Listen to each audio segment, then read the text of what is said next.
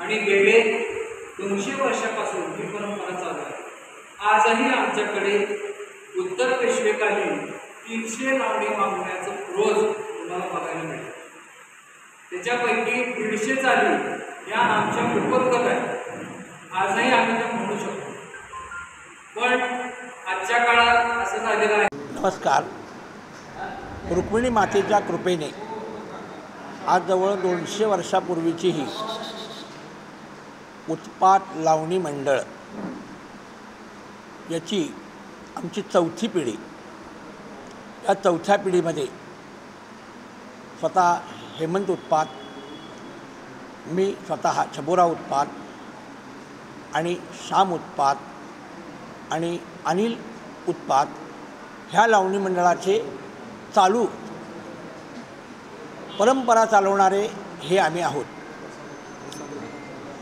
आणि प्रसाद उत्पात, ज्ञानोबा उत्पात त्यांचे चिरंजीव हे आम्ही सगळी परंपरा चालवत आहोत। तर यावर्षी दिनांक 24 पासून ते 30 तारखेपर्यंत म्हणजे होळी ते रंगपंचमी हा उत्पात लावणी महोत्सव दरवर्षी साजरा होतो। याही वर्षी साजरा होत आहे आणि मोडलीमच्या काही तमाशा कलावंत या ठिकाणी या उत्पातांच्या कार्यक्रमाला सेवा करण्यासाठी खास येतात।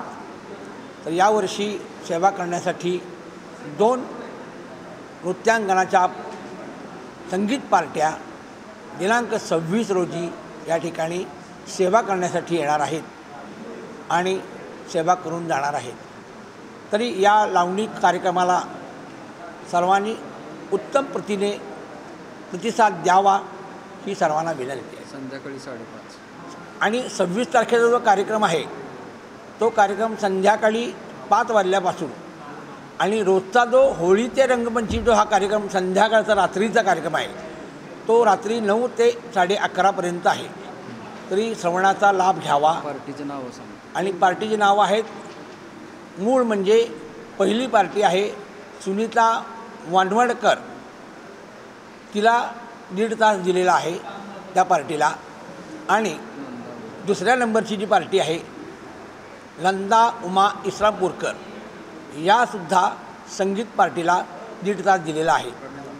आणि पारंपरिक लावण्याचा जो कार्यक्रम आहे ते सगळा त्यामध्ये एकच जी कलाकार येणार आहे ती प्रमिलाबाई लोजगेकर। प्रमिला लोजगेकर ही मोडलीम नटरंग कला केंद्रातील तिन्ही कलावंत आहेत। ते 26 तारखेला आपल्याकडे येऊन कला सादर करतील, पांडुरंग चरणी सेवा अर्पण करतील आणि त्यांना आपण आशीर्वाद देणार, त्यामध्ये जाणार।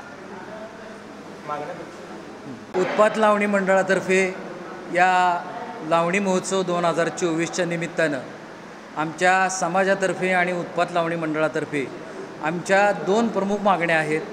पहिली मागणी ही आहे की गेले 200 वर्षापासूनची जी ही लावणी परंपरा आहे, हा जो उत्सव आहे, त्याच्यासाठी महाराष्ट्राच्या सांस्कृतिक खात्याने या महोत्सवाला अनुदान द्यावं आणि त्यांनी हा महोत्सव प्रोत्साहन द्यावं, ही आमची पहिली मागणी आहे।